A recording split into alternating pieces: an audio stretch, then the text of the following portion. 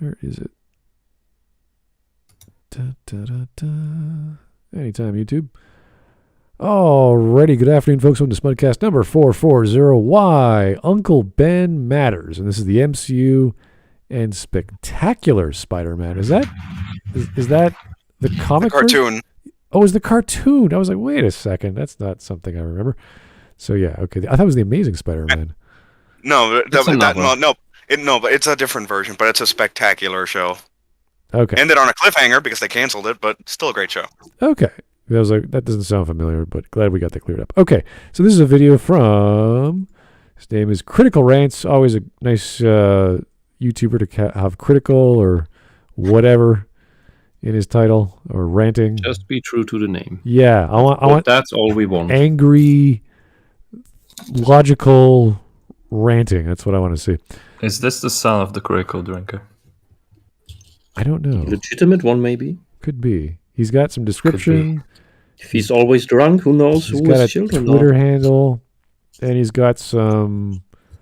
Looks like he's got some ads or some video or audio that's licensed to all these other companies. So he's not making money off this, probably. So good for him. He's doing it out of his joy of the media. This came out last year, September. Has almost 170,000 views. So clearly, he knows what he's doing. And it's an 11-minute video. So, nice, good size. Not much else to say about it. I'll say right now, if I gotta mention spoilers for No Way Home, you've all just to make a point in regards to this video, you've all been warned. No Way Home is not good. Don't worry about it.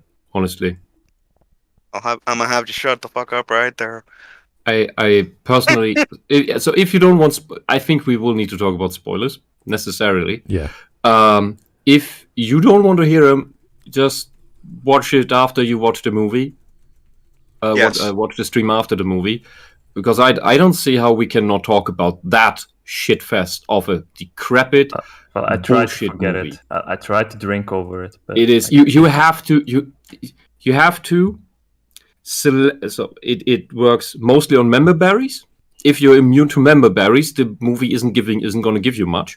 At the same time, the movie requires you to selectively forget things about at least the MCU Spider-Man.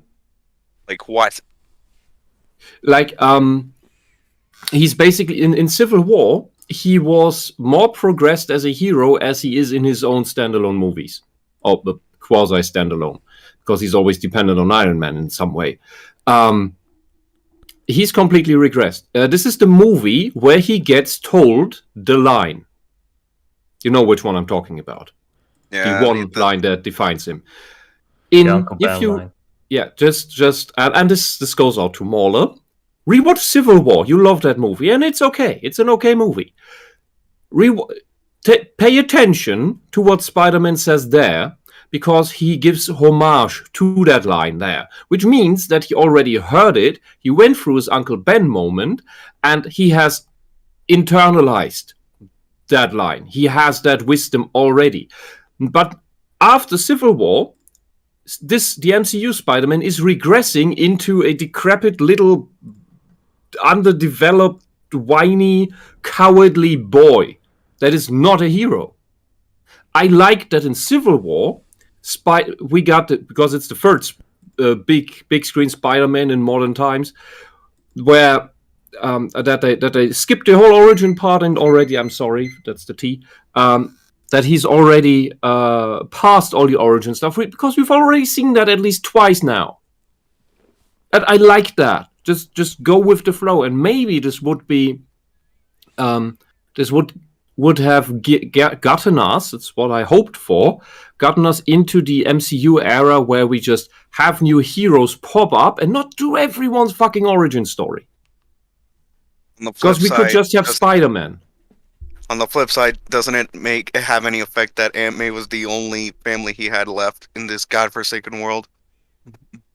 The problem is the member berries thing, and I think that they put the line, spoilers, into Aunt May's mouth is the sole reason that it's member berries.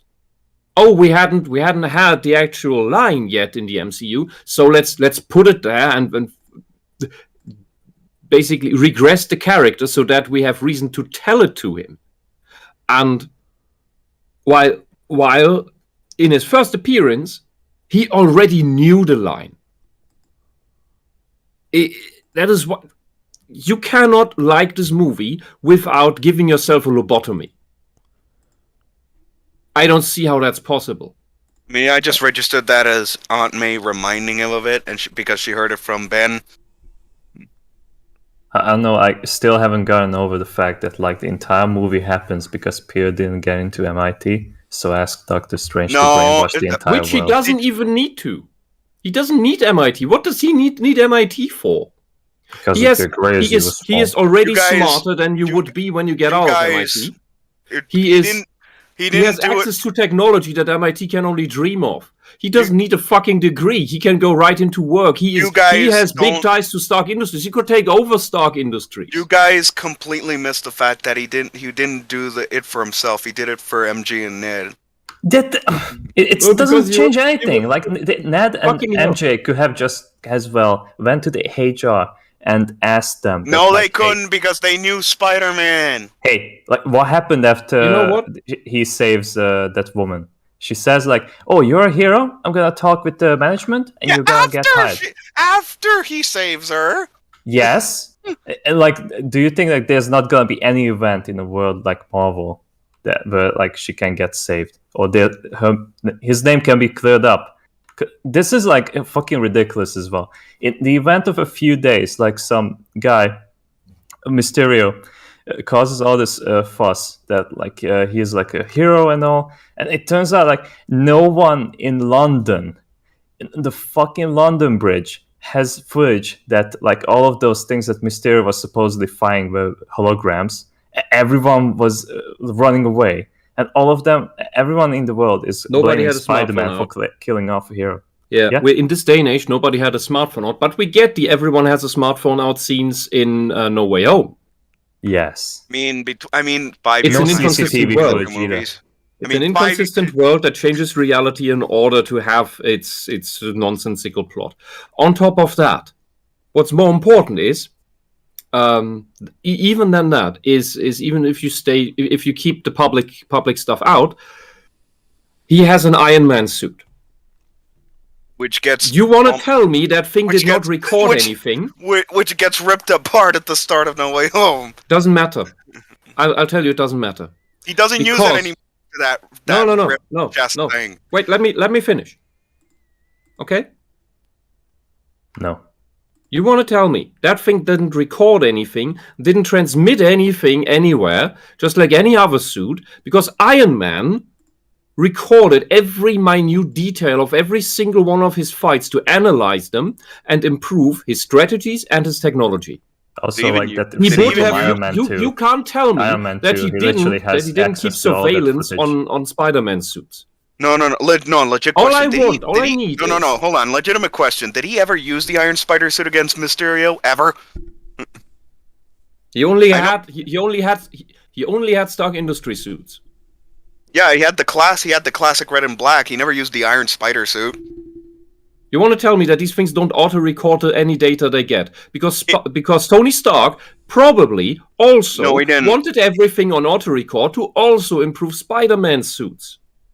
I don't need headcanon for this. This is just logical character action. No, they don't have the recording tech, and even if the Iron Spider suit had they don't have recording tech. How the fuck? Telling me that like he had the nanomachine. These eyes aren't see-through. They're cameras. All you need to do is record the data stream, for fuck's sake. No way. No, these things have auto-record. No, they don't.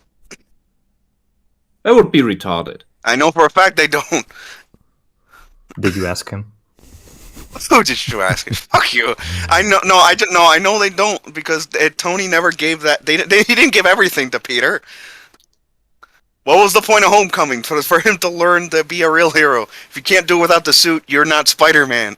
Yes. What are you talking about? All I'm talking about is a simple, basic functionality of these suits. That's the most basic Iron Man suits. He never really gave Peter that shit, even in the Iron Spider suit.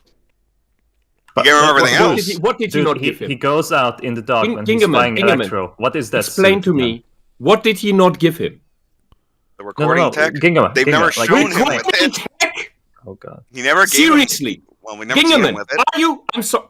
I really have to hold back to not start insulting you. Recording tech is not a high-level, special, magical technology that you have add on to anything. When we have bloody nanotech suits with cameras for eyes that record everything on several light spectra, that is all you need to do is keep the data stream in the fucking memory that processes it. Iron Man only, and he's dead. So how is that Iron Man only? Just click the fucking button. Ginga, like there's a scene like in No Way Home, right? When Peter finds Electro in the woods, and he has constant connection with MJ, and he has a phone strapped to his chest. Yes. That's so dumb. That's not the same thing. That's odd. That is so dumb. He has his phone strapped to his chest. That's not the same thing. Anyway, he gets the thing back once he gets it back from Doc He had access to make his own damn suits. To not have a recording function in that is the same as you telling me your smartphone of 2021 is incapable of recording what goes into its camera. I'm not saying that's the same thing. Or is unable to stream what's going into its camera to some off-device storage location. That I'm not buying that. This movie only works if you make it retarded. Aye. You cannot bring this basic, absolute basic plot of, oh, we're dealing with illusions and trickery and everyone is fooled, the whole world is fooled. If only we had a recording that we could play to the public and we to convince the public of the truth of what really happened. If only we had such a device. I'm sorry we're not in 1950 anymore. There are no security cameras on the London Bridge. 70 years later, you better be smarter about it. All right. That's what I mean. Anyway, let's get to the actual video. I believe we have different opinions on the movie itself. That's fine. We're going to hear this gentleman's opinion. And, of course, his name is Critical Rants. So if you think Whisp is ranty, wait till you hear this guy. All right, let's go. Yeah. As far as I'm aware, people on the internet don't have any strong opinions about the character of Spider-Man. But in the off chance that you do feel strongly about the live-action adaptations of Peter Parker, freaking awesome. Yes. Okay, that cartoon I haven't seen. The Spectacular Spider-Man was fantastic from its inception, but it wasn't until the series' third episode, Natural Selection, the first scene featuring Connors in the series' debut episode established this goal for his character. And while his formula works in this instance, the button. Thank you. Wait, did this reptile got a cyborg arm? No, not a cyborg arm, just a plain prosthetic. The only version of Kurt Connors to ever think of using one, and he still turned himself into the lizard. Yeah, I'm sorry, I was distracted because I'm trying to get a magnet out of something. But is him becoming the lizard? It's just to get his arm back. Yeah, is it regrowing the arm? It's just to get it's to get his arm back, but the serum has the side effect of turning him into the lizard. That's the whole story with him. Wanted to. Okay. CD. Here he has the prosthetic. I'm sorry, I just saw it from the corner of my eye and it confused me. The series' debut episode established this goal for his character, and while his formula works in this instance, and most importantly, Peter uses his battle against the lizard to take photos of Spider-Man to sell to the Daily Bugle. While this helps Peter to support his Aunt May with paying the bills, a struggle that is again established in the first episode of Spectacular Spider-Man. What exactly do they want a reporter to do in that sort of scenario to help a superhero fight a giant lizard? I know, right? That has always been stupid, the way they've reacted in-universe to Peter doing that. Like, what the hell did you expect him to do? I'm a guy with a camera. I can help. Like, maybe call the police, but what are the police going to do? Like, they're just... Being a normal person in this universe is death sentence. I don't. Also, Smud, for the sake of like scale of time between different Spider-Man things, I would like to point out that Spider-Man 3 came out in 2007. This cartoon came out in 2008, and at least in this aspect, Spectacular trumped Spider-Man 3 in terms of Eddie Brock's character. Really? Like the year after. I will say the art style is a bit unique. I didn't like the depiction of Aunt May. She looked like an average person with like long white hair, and I was like, "That's Yeah, these kinds of like unique art styles aren't always going to be perfect. I will Yeah, grant they're you. minimalist to like show age. At least like, it's wrinkles. at least it's its own cartoon style. Oh and yeah, not this imitation animes and nonsense. yeah." Well, it feels like they're trying to do a version of anime, but it's their own flavor, and it doesn't quite work with different ages. I don't know. I have to see more drawn versions of people, so I have to compare. But it's a little like it doesn't look like Aunt May to me. I mean, we see Connors' wife right there, and she looks pretty close in age to the others, even though she isn't. Yeah, something's missing. So That is a detriment of the art style, but it's still a pretty good show in the way they utilize it. Reunited Kurt Connors with his family and financially supported his struggling aunt. And because of these acts of kindness and sacrifice, Peter Parker will never have another conversation with his Uncle Ben. He'll never have the chance to tell him how his day at school went, and he'll never have the chance to hug Ben ever again. But because we are shown what Ben represents to Peter, essentially, he represents Peter's sense of responsibility. Uncle Ben is barely mentioned throughout the Spectacular Spider-Man, mostly popping up in... Well, yeah, but that's the literal interpretation. He's talking about he's saving lives, and he couldn't save Uncle Ben's life, so he feels responsible to life, not to specifically those people, and that's a symbol of that. I don't think that's a sense of responsibility. It's a sense of longing. It's a sense of redemption. It's all kinds of things. This is why it works. It's not just I have power, therefore I'm responsible. It's like, no. You're saving lives. No one else can do what you can do. There's something special. And it is through that he also honors and shows love and respect for his uncle. Yeah, it's not That's how he connects to him Right. after death. I would not say that's the underlying core element is responsibility. I don't think that's correct. There's a lot going on there. Plus, you get the flashbacks of what it means to him and all that wonderful imagery. So he's right. It does mean more than just a reference. But I don't think the point of that is responsibility. photographs and occasional conversations with Aunt May. While there is an episode that more heavily features Ben in a dreamlike sequence, which is a phenomenal episode, I think the Spectacular Spider-Man's decision to keep Ben largely in the background is the best route the show could have taken. While Ben himself remains out of focus, his influence on Peter is ever present. Come work for me. You can still save the world like a good hero. I'll even pay you.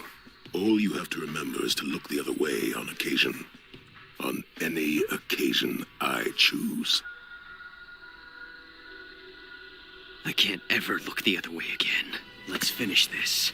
And as much as I hate to beat a dead uncle, I think that the MCU could learn a lot from the Spectacular Spider-Man.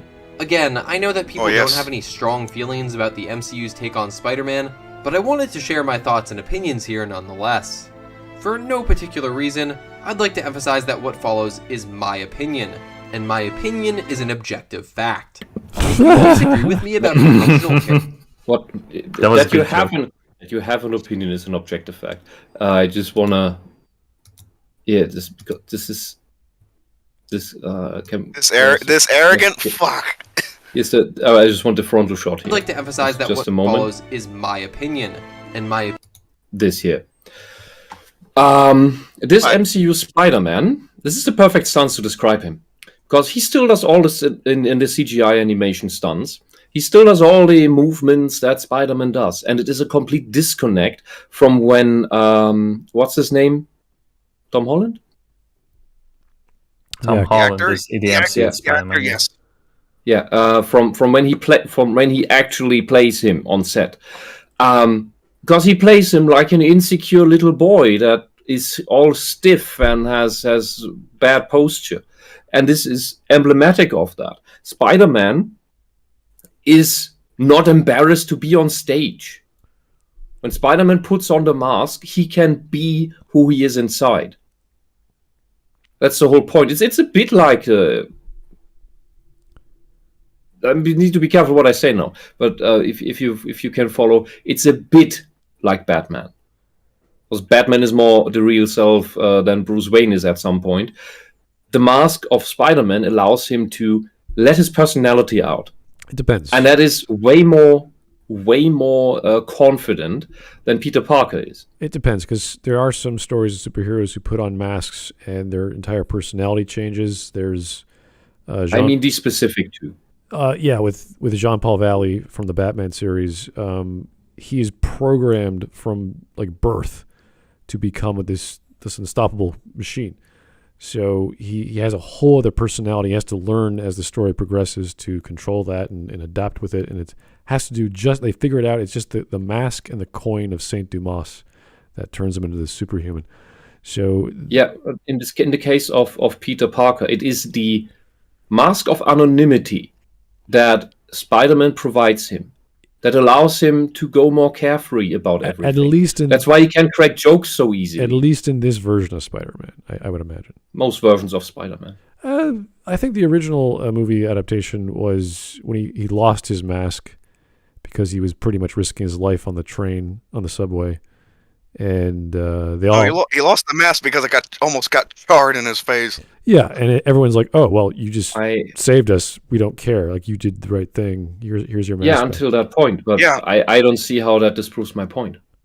No, I'm just saying that in that version, it's like I have to do this, and my skin is getting torn off, my clothing is getting torn off, and he's like, "Oh, yeah, I couldn't stop my mask from coming off," and everyone's like, "Yeah, it's okay."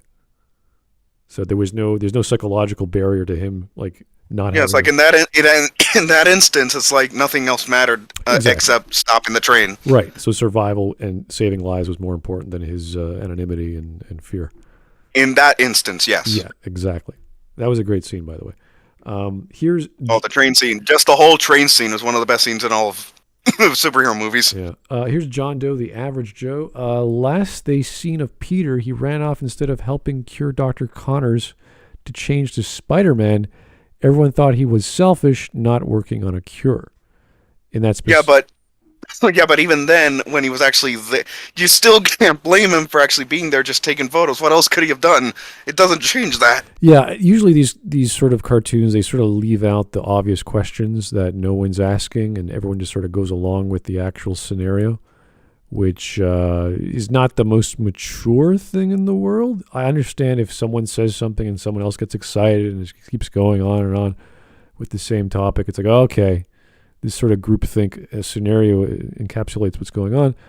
But there should be a wiser head saying, wait a second, you're just a kid with a camera. What did you want him to do? Like throw a rock? So, there's a few issues with that scene, I think. Bears in the chat, do you want to come on, or are you bound to work? All right, here's GigaChat. Bears knows his Spider-Man stuff. This one I do want to address. Okay, GigaChat, thanks for the 5. Putting Benny Boy aside, why is May never concerned that her nephew, her surrogate son, is Spider-Man? Does she even know? I don't think so. He risks dying, and she's already lost Ben. But he's caroling for her. No, at the end of Homecoming, she finds out, I think the mid-credit scene or something. Oh.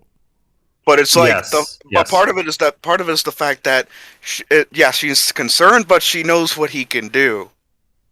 Yeah, but he knows what he's capable of. In No Way Home, there are a few moments where she carons for him. Then she has Mary Sue moments where she gets knocked over by flying concrete pillars. Is seemingly undamaged, no scratches, perfect makeup, gets back up on her feet, tells him the line, and then magically dies. No, she Like, did. she was had full not. hit points. She was not. No, she did not.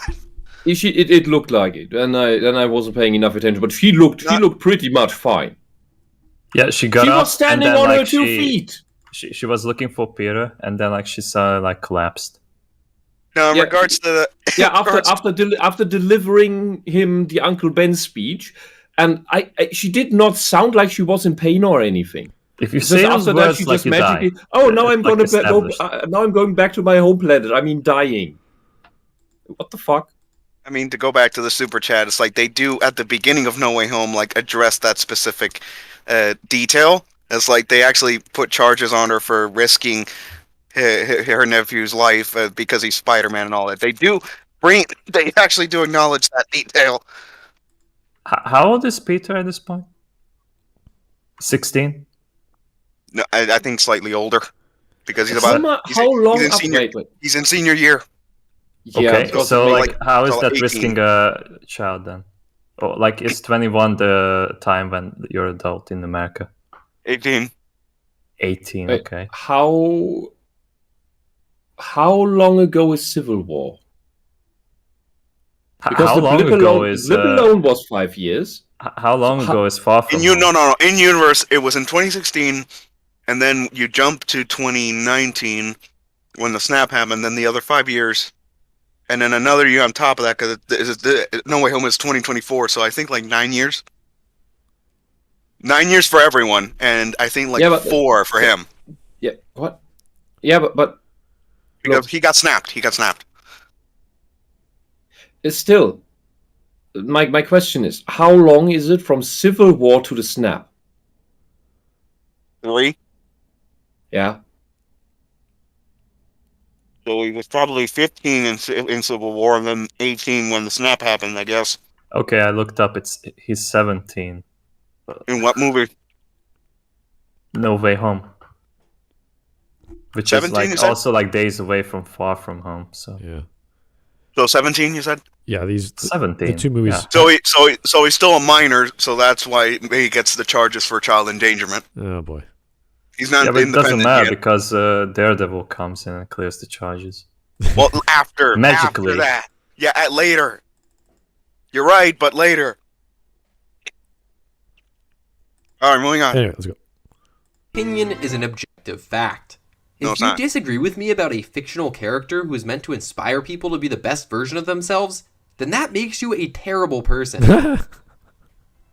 Don't bring up the fictional character argument, please. That makes you the bigger dumbass here.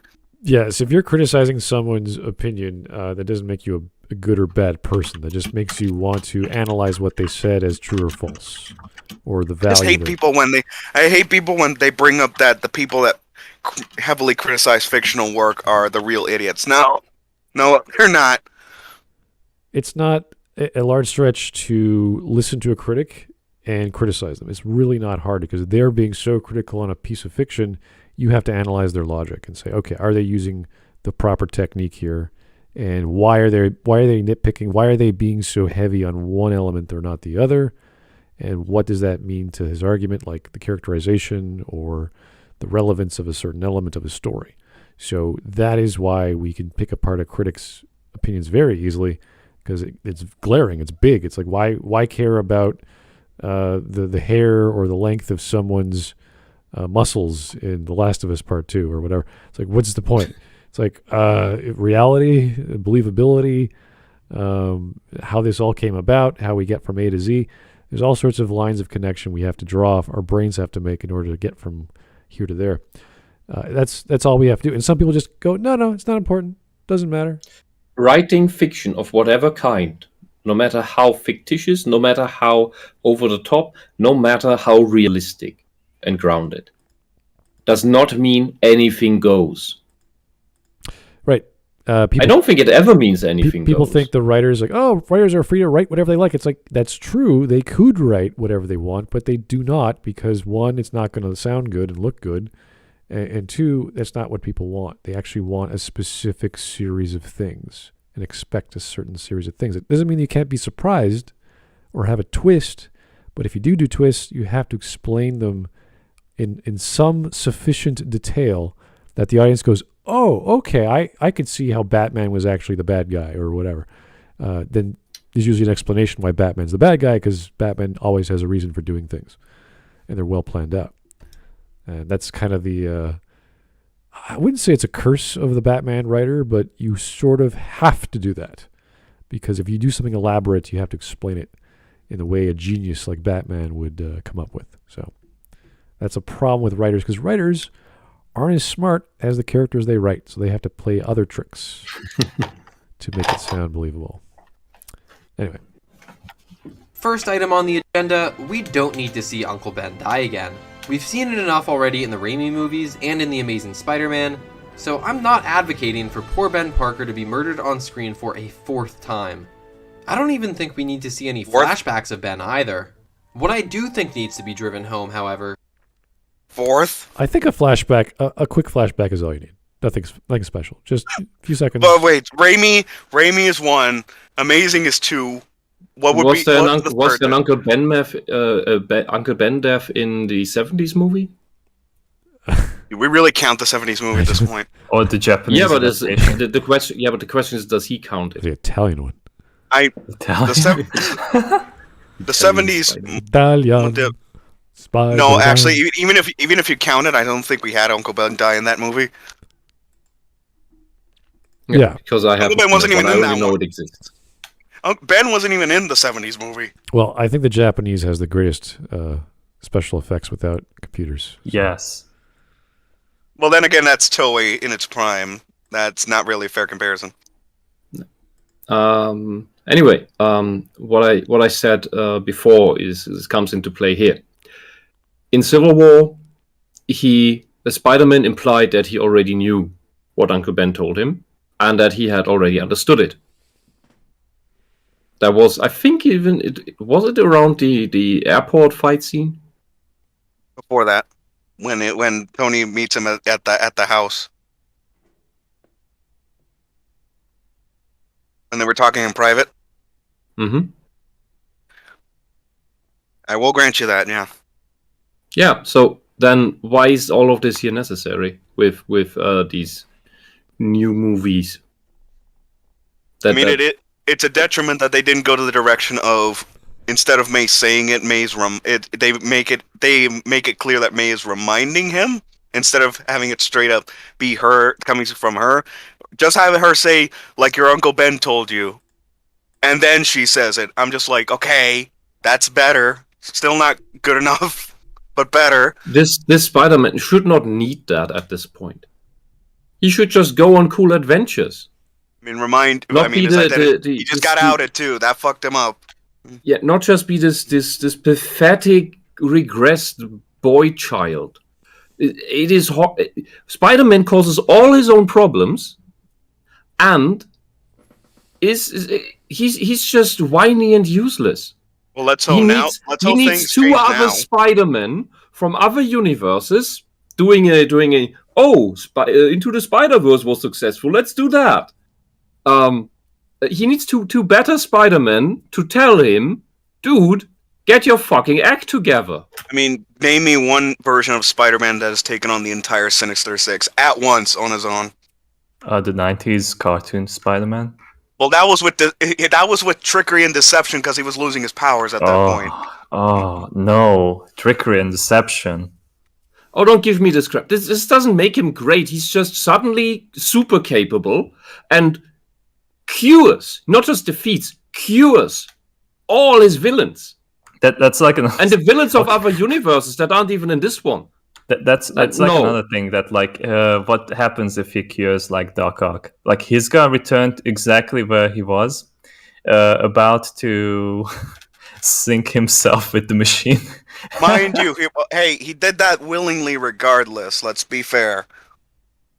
No, but like that's like also like stupid because like he already like made up his mind at that point. Like those villains also like know each other. That like like Octavius knows like who Green Goblin. No, that'll grant you. How the hell does Octavius know that Osborn is Goblin? How the hell does Sandman know who these two are?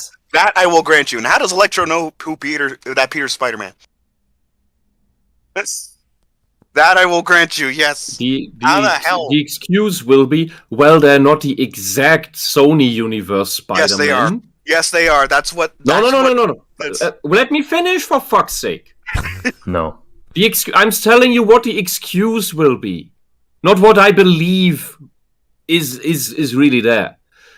The excuse will be, well, they're not the exact Sony universe Spider-Man and villains. They are the Sony Spider-Man and villains from a parallel universe of those universes. So that's why they know things that they shouldn't. Yeah, but they unfortunately, to give you more credit, they shot themselves in the foot with that. They are the same characters. Yeah, but they will have had slightly different experiences, just like the thousands upon thousands of other variations were coming in at the end that Doctor Strange was fending off with a spell that he shouldn't even have done, because now he has to be retarded to get even the plot going as well, which is another topic entirely. Oh no, yes, Doctor Strange sucked in this movie. But No, but yeah, Strange sucked in this movie. I'll grant you that. Wisp.exe has stopped working. Please reinstall. Okay, go ahead. Sorry. So, the real truth is, of course, the writers suck. In those aspects, because you should not need, as audience, you should not need to fill up such things with your own mind in order for the movie to make sense. I would say not to this degree. Adapting this sort of concept from a comic book to a movie at the speed within one film is very difficult to wrap your brain around. Well, trying to mash up other adaptations from the past. Yeah, you're not just doing an adaptation movie, you're doing an adaptation of iterations of a superhero for multiple universes within this with a 2-hour time frame or whatever. It's like, two and a half. I think 2 hours and 10 minutes. Yeah, it's going to take a while to just sort of flesh out one of them, and then like, oh, here's a villain, and then here's another villain, and then there's all these other villains. You're like, okay, this is not going to make too much sense. I mean, Willem Dafoe being the shit out of Tom Holland is pretty cool. Yeah. And the guy did most of his stunts again this time. Yes. Again?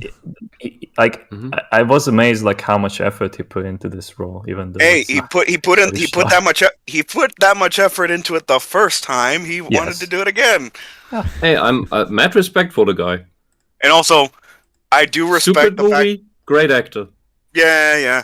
I think Charles Barnes would do a similar thing. He's just typecast, but he's basically still outperforming everyone else in any movies he's giving a cameo in by just sitting there and saying a line and raising an eyebrow. Wisp, can we at least agree that it was good that they finally gave him a comics accurate look? Yeah. After almost 20 years, because his original outfit, it's cool in its own right, but it still looks stupid.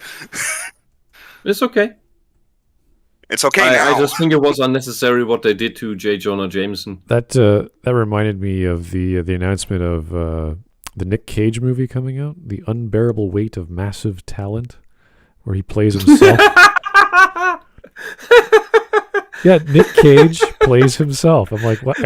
Are you kidding me? Are you serious? Well, I'd like to remind you all that Nicolas Cage played Spider-Man Noir in Spider-Verse. Oh, really? Amazing. Oh. Amazing.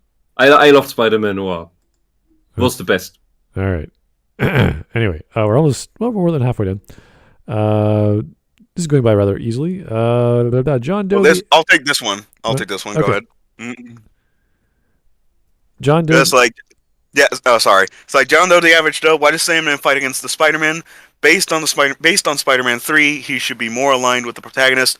He was introduced as friendly. It's mainly the fact that Flint Marco's always had trust issues, and if you take the scene in context, the way he's looking at it, it looked like Peter just straight up vaporized Max. Yeah. And Sandman's like, it's like, what did you do? Did you kill him? It's like, no. And he already knew at that point that Tom Holland's Peter wasn't the one he knew. So he's just putting it together. He's just trying to put it together in his head. It's like, no, this guy's a killer. It's like, no, fuck this guy. No, it's Yeah, like so stupid why- as well, why because does- like you're supposedly like have the Sandman who was fighting Although- against Peter in Spider-Man 3. Exactly. But, Although like, on the other hand, when he sees Toby Spider-Man later and he still fights him, that's stupid. Mm-hmm. well, he's and already with the angry initial and like scene- he's out of his mind. But like the other one is like, why would he want to make havoc there when all he wants to do is go back to his daughter? Exactly. Really, like, that was he stupid. straight up, His like, says betrayal. His betrayal of the good guys is completely fucking retarded. Because all he wants to do is go back to his daughter, cured. They were gonna cure him, and he left with Electro and Lizard. But in that initial scene, is yeah. the common trope at this point of the Tom Holland Spider-Man, Peter Parker. That is the most annoying trope in Western media, in my opinion. That is, problems only happen, and misunderstandings happen, and feuds and wars only happen. All of the old plot only happens because two characters don't communicate with each other. Which, in that case, is again true. Peter shoots Electro. Electro's gone. And Sandman's confused. Did you kill him? No. No, I mean, Why did you? I why mean, in did that you- case, Peter tried to explain, but Sandman kept shutting him up. Because everywhere Okay, else, yes, same, you're right.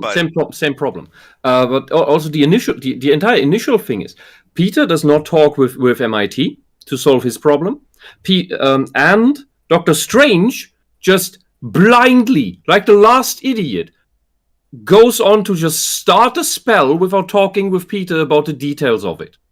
Yeah. yeah, that's That is, Doctor Strange would not do that. He is too intelligent and too wise at that point. He's already humbled. He's not jumping ahead like this. He is Doctor Strange probably has, at this point, his consciousness has probably lived several thousand years at this point, just because of the fight with Dormammu, which isn't well explained in the movie, but allegedly lasted decades at the very least, if not centuries, where he kept repeatedly showing up and dying, because Dormammu is an infinite being.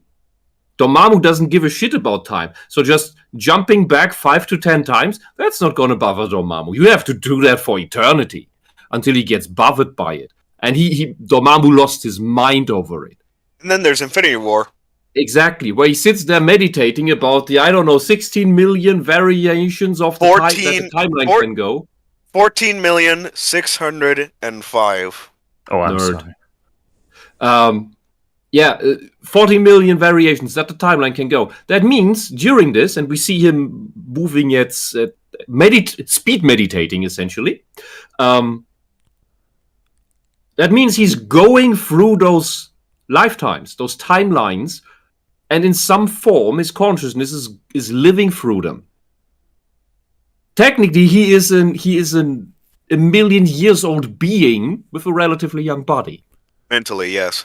Yeah, so you cannot tell me that this man is so bloody retarded at this point that he just, let's do the world-altering spell that you asked me about while Wong is on vacation.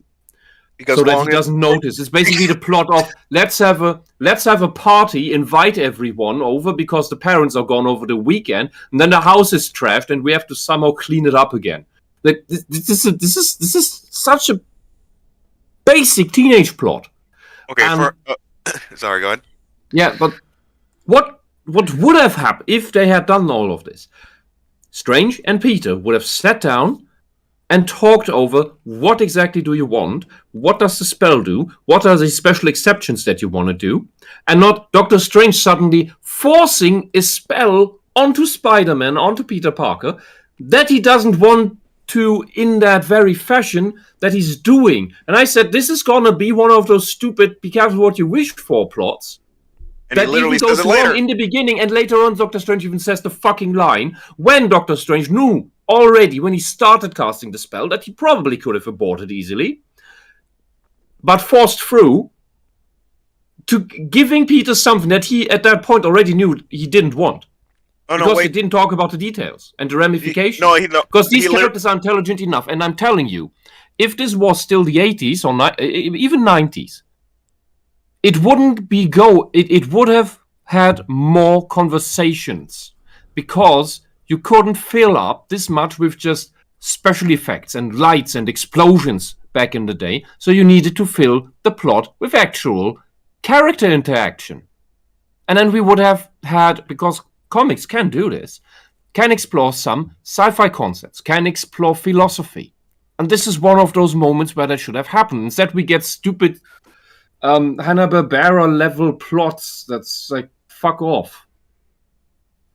I'm done. One saving grace of that part of the movie is that Wong became Sorcerer Supreme up by technicality because of the snap.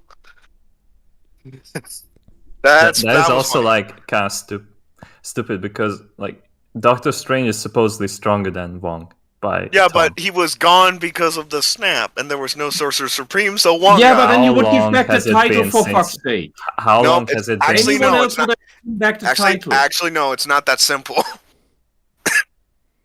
No? The kind of the Sorcerer Supreme stuff has always been wonky. The logic of the title has been wonky as hell, even in the comics. I think this is just a metaphor that China is in control. So yeah, because so I'm not familiar with the Doctor Strange comics at all. That's why it came off extremely dumb to me. It did at first, but then I knew a little bit of it, and then I realized it's like, okay, fine. Yeah, but There's been weirder. This is something that you should explain to the audience. That it's there's magical reasons for it, so that's why. Well, the fact that there has to be a Sorcerer Supreme at all times. Yeah, but you have to explain. That's fine. That you would have The fact that they don't explain it- But yes, but no. I will grant you. No, fucking I hell. will grant you that it's stupid that they didn't explain. Yes, that's why does it not go back? That's the explanation we need. All right. Not okay. just that it's Exactly. like this now. Let's That's keep what I going. wanted to say. Let's keep going. Yeah, let's go. Fucking Is hell. that Peter Parker can't ignore other people's pain, because he understands the costs of turning a blind eye. One of the strange things about Far From Home to me is that Nick Fury has to convince Peter to help fight the elementals. Not Peter Nick should Fury. feel motivated to stop the elementals on his own accord, because he You didn't know knows that innocent yet? lives are in danger.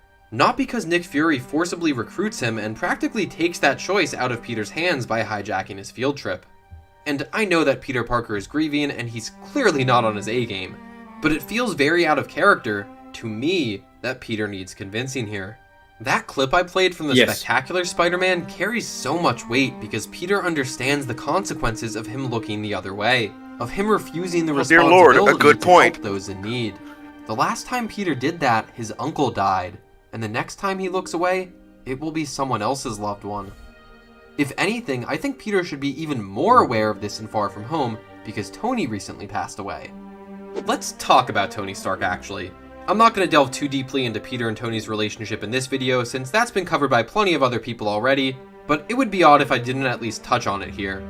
I know that Iron Man is in some ways this universe's version of Uncle Ben, but that doesn't work for me for a few Metaphorically, reasons. but even then. Yeah. Obviously, this isn't a one-to-one. This is a point I made to you when we watched No Way Home, that even with Tony saying the line, it would have felt weird, but it would have made more sense than Aunt May saying it, because with Tony, we've been through his entire journey since Iron Man 1, from him being an arrogant, remorseless schmuck to being humbled, taking responsibility for not just himself, not just his friends, but for everything his company did. And in the end, the planet itself, or humanity itself. He's the one who understands this very concept the most by the end of his arc, of his long journey. He is the one who should have told it to Peter. In this MCU, where you don't have Uncle Ben and where all of this other stuff's going on, or rather, if we ignore that Peter already knew the line when he was introduced in Civil War, that aside, if we leave that out, Tony is the most likely person in this universe to tell Peter. True.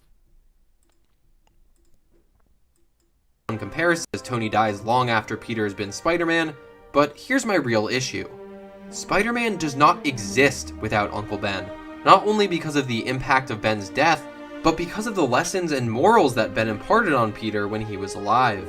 Again, this is just my objective opinion on Peter Parker's character, but one of my favorite Spider-Man comics, Spider-Man Life Story, encapsulates Peter Parker's motivation perfectly in 2 sentences.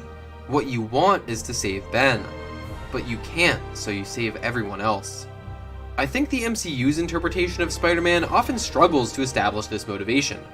The problem here isn't that Peter doesn't care about saving people, because of course he does. The problem is that far more screen time is devoted to Peter being concerned with Iron Man and Iron Man's legacy than is devoted to Peter being concerned with helping people. When a story spends more time placing emphasis on Peter's and Tony's relationship over anything else, even if it acknowledges other aspects of Peter's character, the messaging becomes a bit mixed. We've had 5 MCU movies with Spider-Man now, 3 of which he's had a smaller supporting role in, but every one of these movies has focused heavily on Iron Man's and Spider-Man's relationship. And that leaves me wanting to know more about the other parts of Peter Parker's life and past, because they haven't been explored as thoroughly as I would like. That's why I think some people, myself included, believe that this interpretation of Spider-Man can sometimes feel off. Look, I understand that this is a different take on the character than we saw in the Raimi and Amazing movies, and that's a good thing. I wouldn't want the MCU to rehash old character arcs from those movies with nothing more than a fresh coat of paint. But going back to the Spectacular Spider-Man, you feel the impact of Ben Parker echoing through every decision that Peter makes in that show. Spider-Man may falter with his sense of responsibility, but ultimately, he chooses to do the right thing, even if it comes at a cost to Peter Parker. And that weight, that significance, isn't something that I feel enough of in the MCU. There have been rumors that any portrayal of certain Spider-Man characters in the MCU, like Uncle Ben for example, would legally disallow those characters from being used in future Sony Spider-Man films. And that's why Ben hasn't yet appeared or been mentioned in the MCU. But even if this is true, and while I would love to see Uncle Ben addressed directly in an upcoming film through some brief dialogue, I think there's plenty of ways around this. Again, you don't have to show Uncle Ben to show his impact on Peter. And with Peter's identity now revealed to the world, the stakes have never been higher. I'm going to assume that at least part of the next Spider-Man movie will feature Peter on the run, so here's a type of scene I'd like to see from it. Peter could duck into an alley after nearly being recognized by a pedestrian, when he sees a person being mugged or a bank being robbed. Wait, I'm confused. Did he see... no, this video happened the year before. So last year. Okay, He's giving a hypothetical. Okay. He starts to walk the way because him intervening here could give away his location and could lead to Peter and his loved ones being targeted by supervillains. But then he stops, and he looks down at the spider symbol peeking out from his chest. Peter understands that he can't look the other way when people are in danger, and that those people's lives are just as important as his. So he turns around, he puts on his mask, and he swings in to help. I think even a small moment like this could go a long way in showing the lessons that Peter has learned from Ben Parker, and that now, even with Peter in more danger than he's ever been in, that those lessons are as important as they've ever been. You may disagree with me, and if so, you're wrong. But in all seriousness, whether you agree or disagree with what I've stated in this video, please do not take that as an opportunity to attack anyone for their opinion about a dude who swings around New York City in a red and blue onesie. Watch me. Ultimately, Spider-Man is meant to bring people together and lift them up, so please keep that in mind as you discuss the character. You know, you can't make arrogant jokes on the one side and then demand even more authoritarian shit of don't criticize because it's kid stuff. That's a shitty I was fine stance to hold. the first time he did it because I thought it was just tongue-in-cheek, but Not sure. This is bad. I'm not sure. It sounds like virtue signaling. But yeah, like Uncle Ben Authoritarian is virtue kind signaling. of like important as like Batman's parents to all those Batman stories because it's just an essential part of the character. Yeah, it's the same with Superman, with Jonathan Kent. Without Jonathan Kent, he wouldn't be Superman. We've explored that in all kinds of other stories of origins where Superman does not end up on the Kent farm. So it's... Red Sun? Yeah, no, it's indicative of all of these stories. There's always a parental figure that teaches right from wrong or sometimes wrong, and that's why they end up the way they are. So this is not hard. This is not hard for an origin story to come up with. As I don't know, any other specific stories which are like you're born this way, this is how you've always been, or you were injected with something and your powers and your ego got in control of you, which happens a lot in the Marvel franchise of just young X-Men or just X-Men in general. They start off just as kids and they have no parental figures, they're orphans, and they don't know where to go from there until they develop their own story or their own comic. So this is kind of the formula, I would argue, for the more popular heroes that you see where they come from. I don't know too much about Wonder Woman's origin to see where she got her lessons, aside from it was a cabal of warriors and she just trained under them. Specifically her mother. She lived on a sheltered island, detached from the rest of reality. She's an Amazonian. Yeah, Themyscira, Right. Yeah, that's why her plot isn't how do I gain power to overcome evil. Her plot is fish out of water, being weird in society. Yeah, there's no specific message or lesson from her mother or from her sisters of how to behave. It's just, I am Wonder Woman. So yeah, because she's an adult and she behaves as Amazonians would in their little sheltered, isolated place. She is essentially she is already a mature character.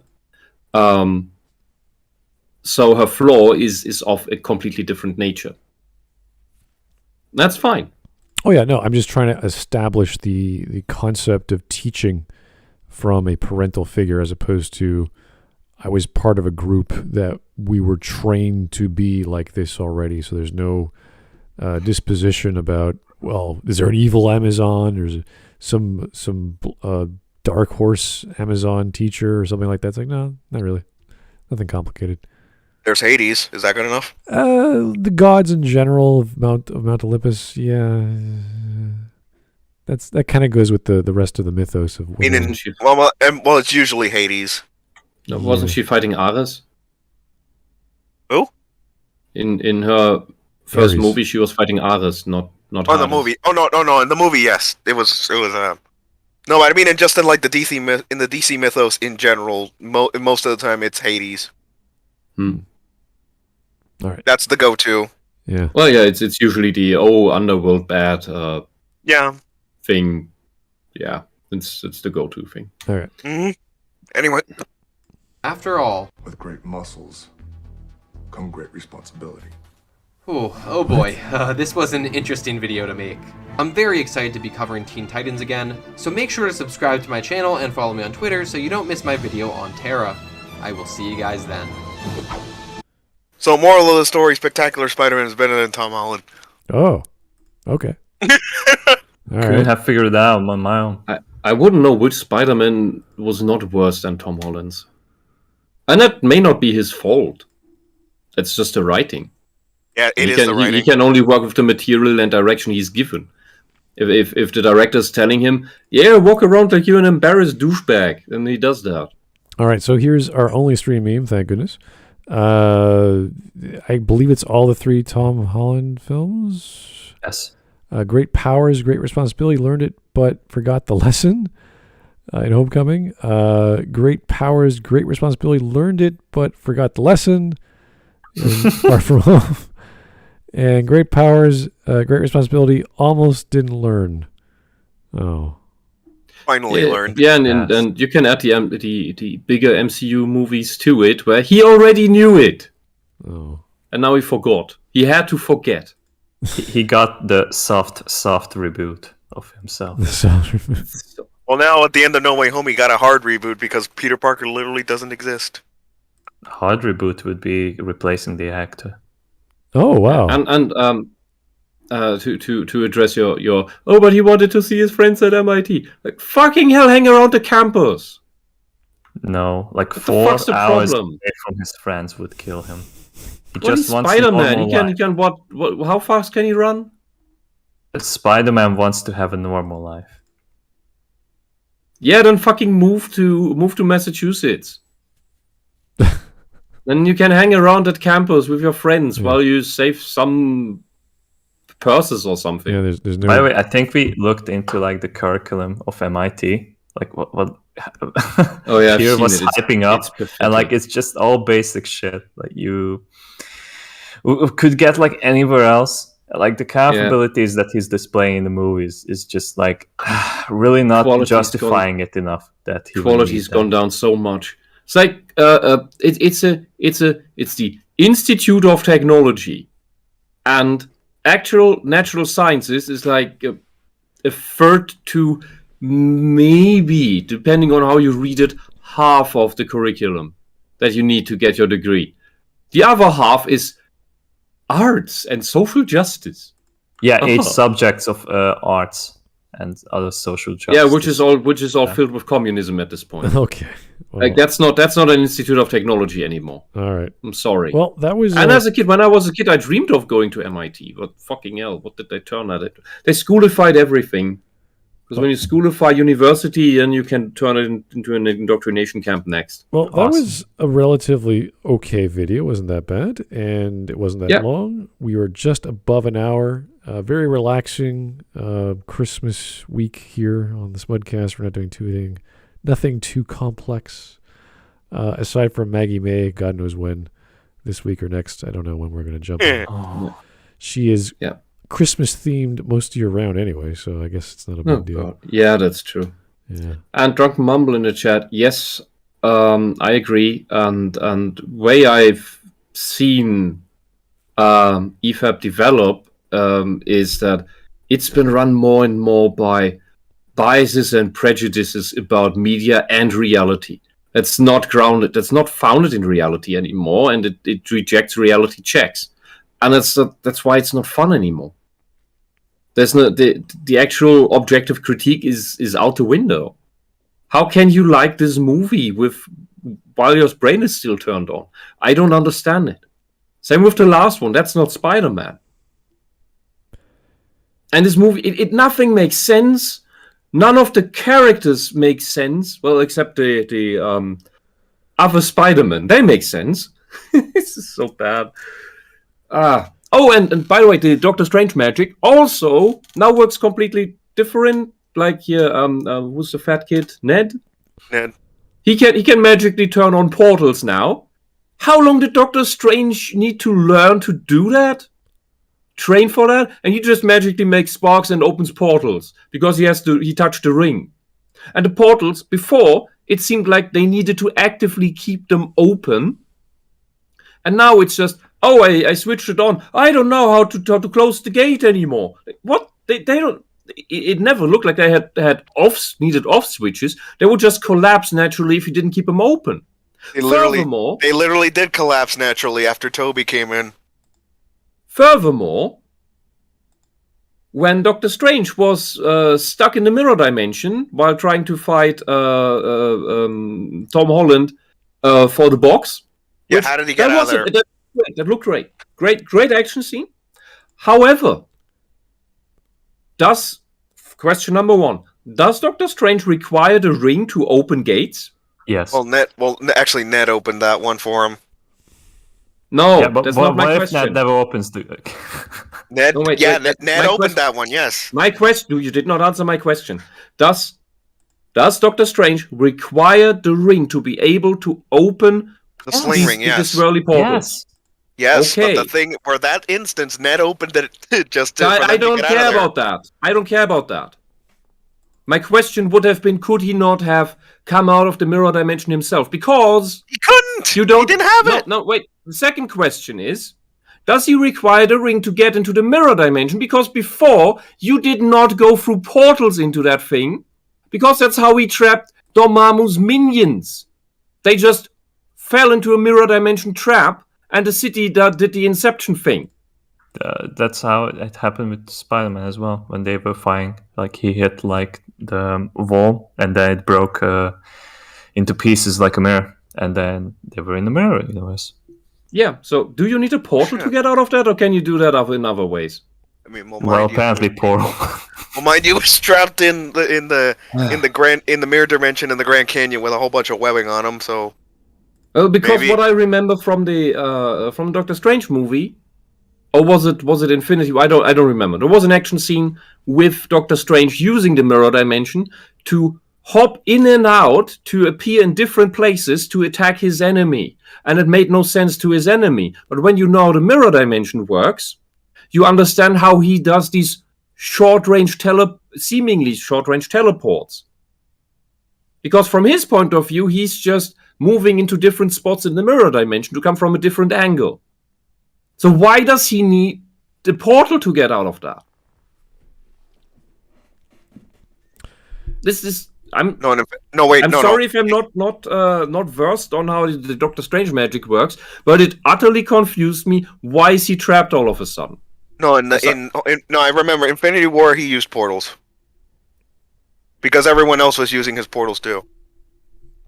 To get in and out of the mirror dimension? Yeah, because I remember Quill using them. I remember Spidey using them. They were all. Doctor Strange was using the portals to move everyone around. Yeah. Okay. That's different from using the mirror dimension. It is different, but in the Infinity War against Thanos, then we're not talking about the same thing. All right. Anyway, guys. Frustrating. Video's done. Thank you so much for tuning in. We should finish off, or at least have another video on anime, because this is technically anime day, but we're just taking whatever we're given from the votes. Do we have to finish off the Korra video? I don't know if you guys want to do that. If not, it would be fun. Yeah, I gotta get Sir I don't want. Well, it depends who wants to join in. Yeah, I have to get people to. Yeah, and I don't want to. So I'll ask Mateus to do a poll for the Smud crew to see if they want to join in. Not everyone wants to do it. It's not my favorite topic either. So it's just hard to get people organized. Plus, this week is busy for everyone, so I don't know if we can cover it. But maybe next week we'll have some time. So who knows? Anyway, thank you so much for tuning in. That was fun. Easy, not too hard, aside from talking over each other. That's always fun. Hopefully we'll have another fun topic that's less stressful. I don't know if that's possible because Maggie Mayfish is coming up soon. So that'll be a joy. Anyway, have yourself a great day. We'll talk to you real soon. Bye-bye. Bye.